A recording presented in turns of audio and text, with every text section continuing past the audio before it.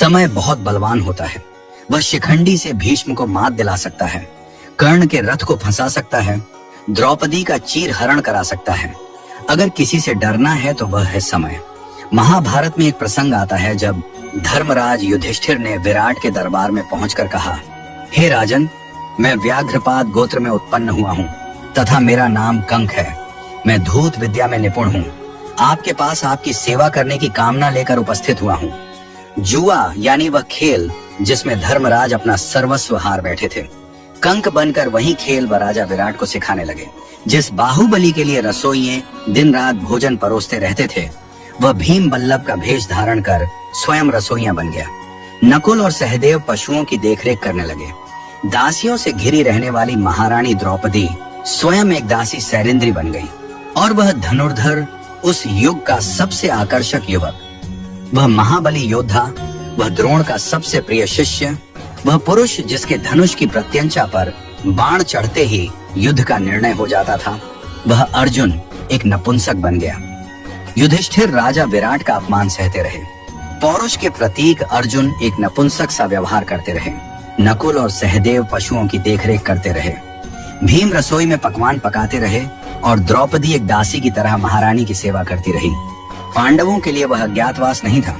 अज्ञातवास का वह काल उनके लिए अपने परिवार के प्रति अपने समर्पण की पराकाष्ठा थी। वह जिस रूप में रहे, जो अपमान सहते रहे, जिस कठिन दौर से गुजरे, उसके पीछे उनका कोई व्यक्तिगत स्वार्थ नहीं था। अज्ञातवास का वह काल परिस्थितियों को देखते हुए परिस्थितियों के अनुरूप ढल जाने का काल था। आज भी इस धरती में अज्ञातवास जी रहे। न जाने कितने महायोद्धा दिखाई देते हैं।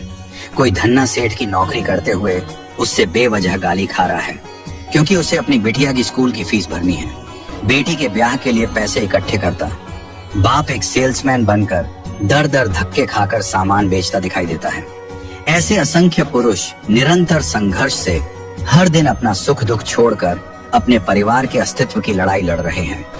रोजमर्रा के जीवन में किसी संघर्षशील व्यक्ति से रूबरू हो तो उसका आदर कीजिए, उसका सम्मान कीजिए। फैक्ट्री के बाहर खड़ा गार्ड, होटल में रोटी परोसता वेटर, सेठ की गालियां खाता मुनिम वास्तव में कंक, बल्लभ और बृहणला है। क्योंकि कोई भी अपनी मर्जी से संघर्ष या पीड़ा नहीं चुनता। वे सब यहाँ कर्म करते हैं। वे अज्ञातवास जी रहे हैं, परंतु वह अपमान के भागी नहीं है। वह प्रशंसा के पात्र हैं। यह उनकी हिम्मत है, उनकी ताकत है, उनका समर्पण है कि विपरीत परिस्थितियों में भी वह डटे हुए हैं। वह कमजोर नहीं है। उनके हालात कमजोर हैं, उनका वक्त कमजोर है। याद रहे कि अज्ञातवास के बाद बृहणला जब पुनः अर्जुन के रूप में आए तो कौरवों का नाश कर दिया। पुनः अपना यश, अपनी कीर्ति सारे विश्व में फैला दी। वक्त बदलते वक्त नहीं लगता, इसलिए जिसका वक्त खराब चल रहा हो उसका उपहास और अनादर न करें, उसका सम्मान करें, उसका साथ दें। क्योंकि एक दिन संघर्षशील, कर्मठ, ईमानदारी से प्रयास करने वालों का अज्ञातवास अवश्य समाप्त होगा। समय का चक्र घूमेगा और बृहणला का छद्म रूप त्याग कर धनुर्धर अर्जुन इतिहास में ऐसे अमर हो जाएंगे कि पीढ़ियों तक बच्चों के नाम उनके नाम पर रखे जाएंगे। इतिहास बृहणला को भूल जाएगा, इतिहास अर्जुन को याद रखेगा।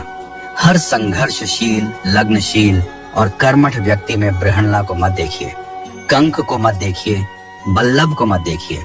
हर संघर्षशील व्यक्ति में धनुर्धर अर्जुन को देखिए, धर्मराज युधिष्ठिर और महाबली भीम को देखिए। यही नियति है, यही समय का चक्र है, यही महाभारत की भी सीख है।